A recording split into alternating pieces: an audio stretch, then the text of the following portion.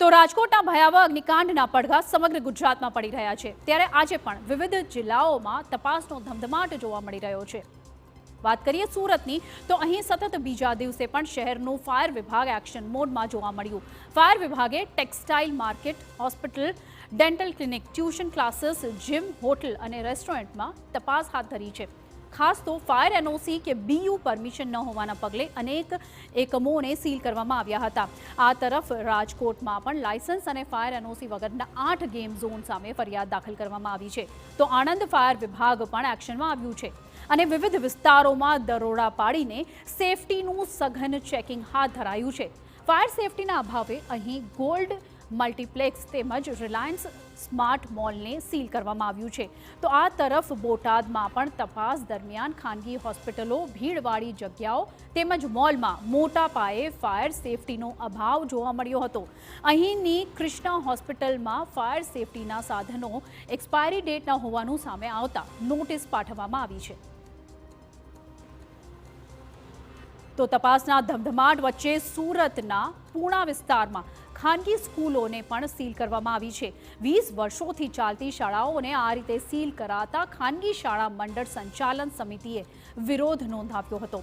તેમનો આક્ષેપ છે કે ફાયર એનઓસી હોવા છતાં તંત્ર દ્વારા બિલ્ડિંગને ગેરકાયદેસર રીતે બતાવી સીલ કરાઈ રહી છે।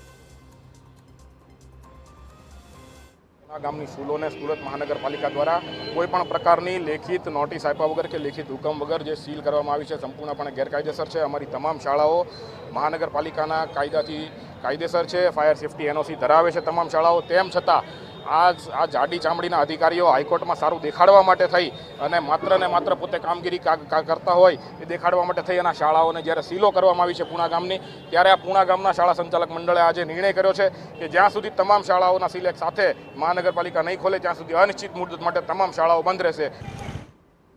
તો એક તરફ માત્ર ખાનગી એકમો પર જ તવાઈ બોલાવાઈ રહી હોવાનો આક્ષેપ કરાઈ રહ્યો છે અને બીજી તરફ અમદાવાદમાં એએમસીની જ ગંભીર બેદરકારી સામે આવી છે। અહીં શહેરમાં આવેલ પ્રાથમિક આરોગ્ય કેન્દ્રમાં જ ફાયર સેફટીની સુવિધાનો અભાવ જોવા મળ્યો।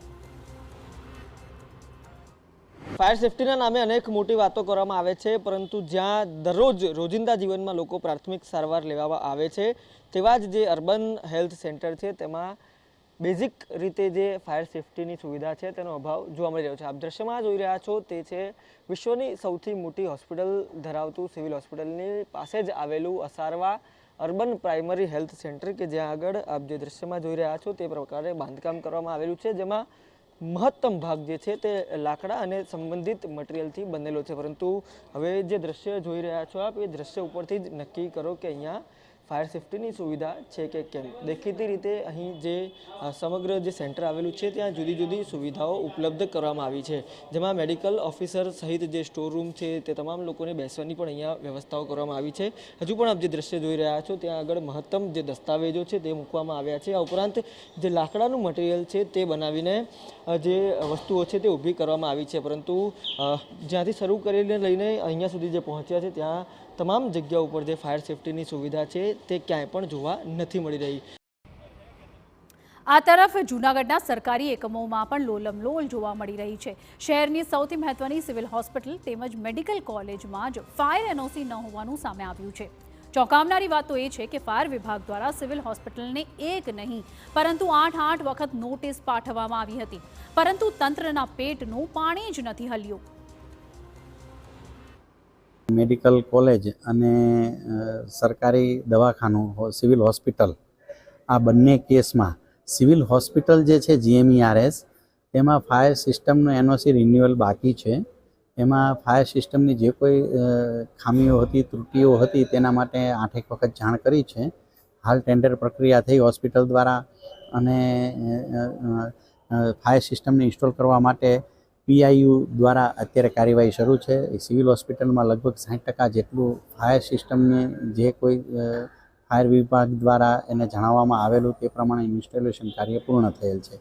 બાકીનું 40% કાર્ય ઝડપથી પૂરું થશે તેવી તેમણે સિવિલ હોસ્પિટલ તરફથી ખાતરી આપવામાં આવેલી છે।